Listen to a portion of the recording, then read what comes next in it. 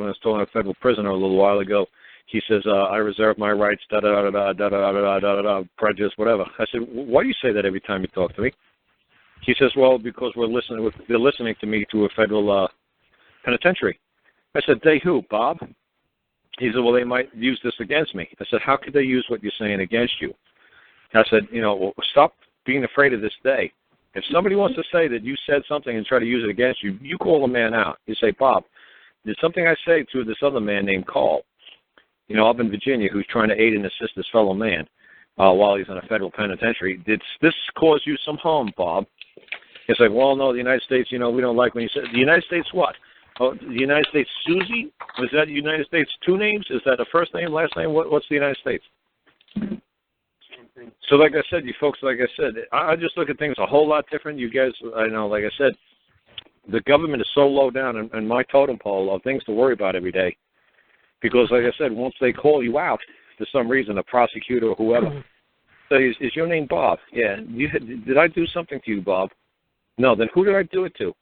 Well, the United States. Can you show actually tangible, can you actually show some damage? Can you actually show some damage that I actually caused the United States? Can you actually show me? Dollars and cents. Can you show me? No. So then you're just guessing that because what I'm saying or what I'm doing is causing injury or harm or loss. You can't actually prove anything, can you?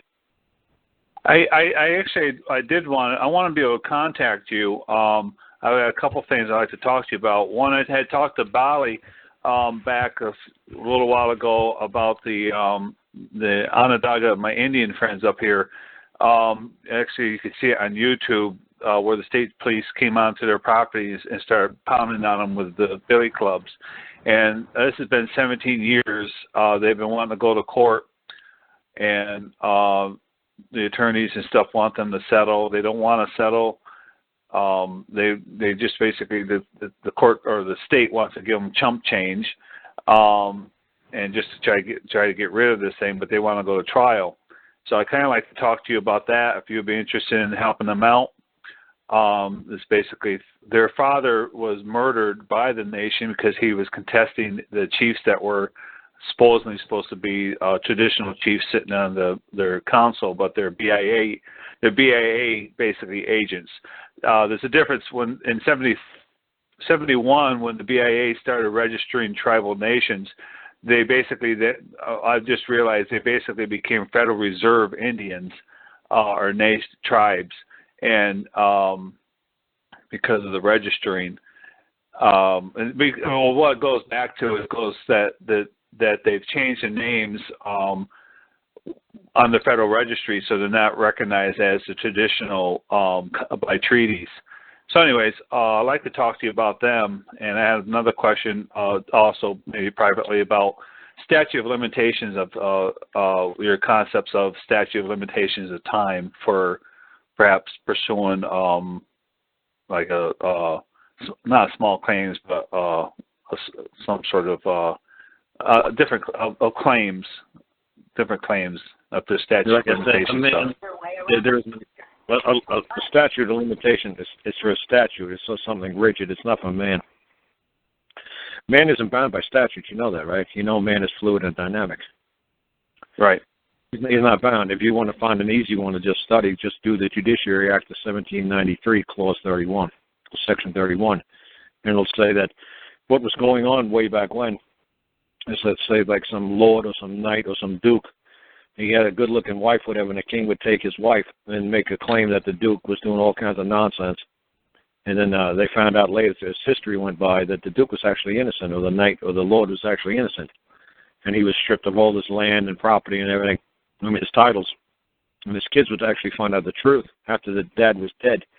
And or the grandkids would come back and they'd say, we want all the establishment of our property. We want it, restored back to what it was, because it was taken away by fraud 100, 200, 300 years ago for whatever reason, that the king just felt like doing it. So like I said, that's an easy one. That's one that I looked at a long time ago. Well, that's an interesting thing, because I had talked to Bali about that one. My surname ancestor was one of the last to be burned at the stake and by King James, and in England for heresy, and then his children ended up coming over and helping Roger Williams establish Rhode Island. So that would kind of like to do a claim on that. And that was actually 1612. He was burned at the stake in England. But I'm gonna let you go. You got my email in the packet I sent you. If you could shoot me off an email, that way I can get a hold of you. I appreciate that. We could talk about the Indian thing here then. Like I said, you just write to me on my email. Just write India on the subject line. That's all. Okay. And like I said to people a lot of times when they come up with these, I was trying to do that last week with somebody talking about treaties and all kinds of titles and nobility. I was like, you have to find actually that who's had the chain of custody of this paperwork. You better hope that it's been locked in the Vatican somewhere. Someplace that somebody has somebody had they can't counterfeit it, they can't forge it, they can't say that they can't dispute it. So the same thing happened with the O.J. Simpson case. So O.J. Simpson was basically throwing all that DNA samples against him out because they kept saying who had the chain of custody. How did the DNA sample go from the time it was found in his bathroom? The kid's brain was found in his back pocket. How did it wind up in the courtroom today? What was the chain of custody? And the chain of custody is a great, huge factor when it comes to evidence that the state or anybody wants to try to move against you. Has it been tampered with? Has it been mutilated? Has it been added? Has it been something been removed? So, like I said, if you're coming up with all these treaties and all this other stuff, like I said, people try to say, well, let's check how old the paper is. Let's see the ink on the paper. Let's see if this ink was even available 200-300 years ago. Well, we don't even know whether these treaties were done. The bigger question is whether these treaties were done under duress. Well, like I said, the big thing is the chain of custody. Where are these ancient paperworks? Where have they been housed? Where have they been held?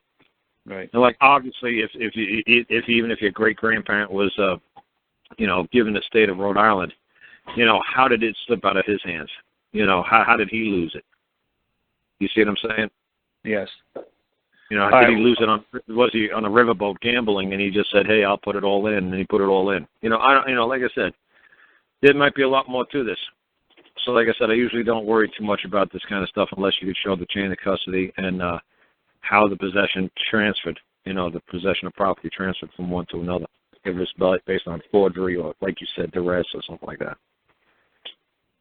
Yeah. Okay. I'll send you an email and I'll address it Onondaga Nation of Indians then on the subject line. Yeah. Just like I said too, because even if that happened to your great grandparent, what are you going to claim as damages to you? What are you going to say that how has it infected your life? How has it impacted your life? You see what I'm saying? Then it's all conjecturing. Yeah. Like, well, I'd be as rich as Donald Trump. I'd be a billionaire. I'd own half the world. It's like, okay, well, what happened to the guy, who owned Virginia?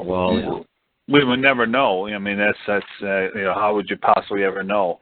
But on something like that, that's the same thing I've heard on NPR just the other day. The lawyer that takes care of all the claims or all the money issues that having to do with 9/11 and the oil thing and all these different big things are now with the GM thing and the damages and stuff like that and how they settle out, how they determine how they're going to settle for the amounts of damages and that type of stuff and how they come up with that type of thing. But you never know. You never know what that person who passed away, what future, That's what I say to people all the time. You guys got to be careful. I see people putting in ridiculous dollar amounts for claims. And like I said, when 9/11 hit, even Oklahoma, when that happened, the parents are getting between $5,000 and like $15,000 for each child that they lost. And in world, I think they were getting between 10 and 25 for each child that was lost. So when people are putting in, $1 million claims because they got a parking ticket, I just laugh. I do too. Yeah, I'm going to let you go so somebody else can get on. And besides, I know you want to get that nice juicy burger, that Angus burger. I already ate it. No, I got a Trimmins burger. Trimmins is better, man. Trimmins is just all the leavings. Oh, but I've been sitting here. Trims. I was sitting here picking my banjo on my lap while all of a sudden I hear you're unmuted. I'm like, oh shit, I got to pick some. All right, we'll let you go. All right, thank you. Right, bye, Ann. Bye. Okay, next in line is East Virginia. Go ahead, East Virginia. You've been unmuted. Hello? Hello. Oh, good. I didn't know it was the next one. Hi. Yes, you were. Hi. Carl, I have a question about, well, it's family stuff, but right now it's about, I'm in Virginia also, and I heard today on one of your early talk shows that when the thing happened with your son, you really wanted to get your son back to the Commonwealth state, a Commonwealth, and not just to a state. And I've always wondered, what is the difference of Virginia being Commonwealth state? Honestly, Commonwealth is more, you could say it's, most people wouldn't like that concept of Commonwealth. Like I say to folks years ago when we first came down here, if they do it for the common well-being of the people. So like I said, in states, say it's more like communal. It's more like a communist. It's more, you actually say people don't have what you'd say as many rights guarded or guaranteed or protected in the Commonwealth. It's like if a cop decided to sit in my bed at 3:17 in the morning, start asking me questions, he basically can. He doesn't really need a warrant. He doesn't need anything. He's basically doing it for the common good. So it's a little more. You better behave in one of these states. You better behave in the Commonwealth, or you're going to wish you didn't live here. So like I said, it's just justice is swift and incredibly quick here. If you have a warrant on if you have a warrant on a debt, they are going to move against you like lightning. Okay, well, I have a daughter that's incarcerated there. Yeah. So this is Darlene here. It is. Yeah. Yeah, I remember that you were telling me, your daughter was incarcerated. And like I said, it's a great state to kind of live in like that if you behave. But if you don't behave, they're going to move on you like lightning. They're going to say they're doing it for your own good. It's kind of weird like that. It's like a mommy kind of state. So, we've been kind of being batted around for a few years with probation violation, and I was so confused when it started as to I knew nothing about the common law, and I certainly wish I had known. Now she's in it so deep, I don't know. What is your suggestion or opinion about her writing her letter of mistake and me putting in a claim for my property? It's no violence, it's no theft, it's nothing.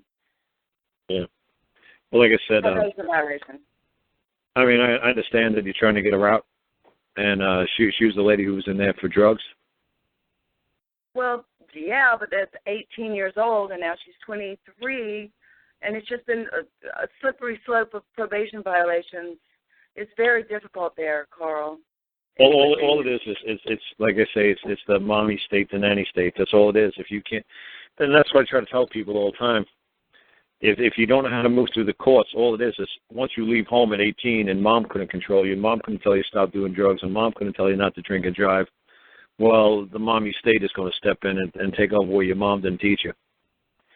And since couldn't she go in there and say she wants her property restored? Yeah, she can go in there for the restoration of her property. And like I said, and once she gets out, and then her property goes out and hurts somebody or injures somebody, she's liable, just like if it's a dog and the dog bites somebody. Well, she's taking responsibility, Carl. No. I'm saying you claim that it's your property. You claim that's your dog, and your dog comes out, and your dog is rabied and all this other stuff, and the dog is majorly malfunctioning, and you ask if your property be the restoration, and you let it loose back out into society, and it kills somebody, are you going to bear liability? Well, that's pretty. It's a lot of variables there that you're talking about. We can't control. You get on an airplane, you crash. You could hurt somebody that way too. That's why court and penitentiaries are a nanny state. That's all they are. But if she's willing to take the responsibility or the liability, let's say. A daycare center. Huh? You're a daycare center. Ask, why don't you write to the Secretary of State and say that my property is incarcerated. I'd like my property, the immediate release of my property. What kind of bond would you require for me to release my property back into the public at large? Thank you. Yeah. And so what about her? Should she write a letter of mistake or not even go that route? Well, if you're claiming your property, you're taking control of the situation. She's now the subordinate or the child in the matter, right, Carl? Yeah, she's incompetent. Like she's febrile or she's in a wheelchair or medically, whatever, induced into a coma, whatever. She can't function in society without you. But then you're going to bear liability if you let her out into the public at large. If she does something wrong. I mean, if she doesn't do anything wrong, I mean... They're going to want somebody, like, just like if you let that kid loose in my house, I'm going to say, oh, you're going to let that kid loose in my house, huh, on my property? You're going to have to put up a hell of a down payment before you let that kid walk around and drive around my property. If she run over a cow, then what happens? Who's going to pay for it? All right. Well, That's what I would do. I'd write this. So wait a minute. So she has to ask herself. You have to, Darlene. You have to sit down and ask yourself, do I want to take, responsibility for my daughter and because you want. Exactly. It sounds like you want to get her out, and so. Well, I've seen how crazy. It's like Carl was saying. It is a mommy state there, and once you get in the first slight bit of trouble, and it's for something so minor. Can I ask you, what did she do? It was a little bit of marijuana and an ecstasy pill that she took a charge at 18, and it turned into a felony. And then probation, and oh my gosh. It was a nightmare, and so it caused her a lot of stress to the point that she felt already stigmatized and demoralized from being a felon at such a young age, and she felt there's just hardly any chance for her anyway, and it just went from bad to worse. And we've it's a felony? Marijuana and ecstasy? Well, one ecstasy pill is a felony. I didn't know that. Yeah, they have mandatory sentencing for no matter what amount you have on you. Really? Wow. So Carl, what do you think about that? Is that like, I mean, as long as your daughter doesn't go out and do any more ecstasy, I suppose. What do you think? Is that big a liability? She's accepted into a 2-year rehab in North Carolina that is self-funded, and where they learn to work and to be in society. They're not learning life skills where she's at. She's in Goochland, Carl. She's near your farm. And when I go to visit her, I wanted to barge into your farm and sit down and talk to you face to face. Because this goes pretty deep for me into what I see as a society problem and epidemic with the way these young ones are being labeled so young, they don't feel like they have a chance in life. What I'm saying, if you release, what I'm saying, if you just let them loose into society, who's going to bear liability? Well, yes, I understand that. Well, that goes deep for me. I mean, I think that we, as creators, born under the Creator, we all pretty much set our own destiny. So if it's not someone's destiny to be in hit by a car by a drunk driver, they're not going to be hit by a car by a drunk driver. That's the way I believe. Yeah, so maybe she'll learn a lesson from all this and come out, on top and stronger and better. She's to go for a 2-year program that she's already been accepted in. Okay. So how much longer is she going? Is she in jail? She's in prison. For how long? 3 years and 9 months. For an ecstasy pill?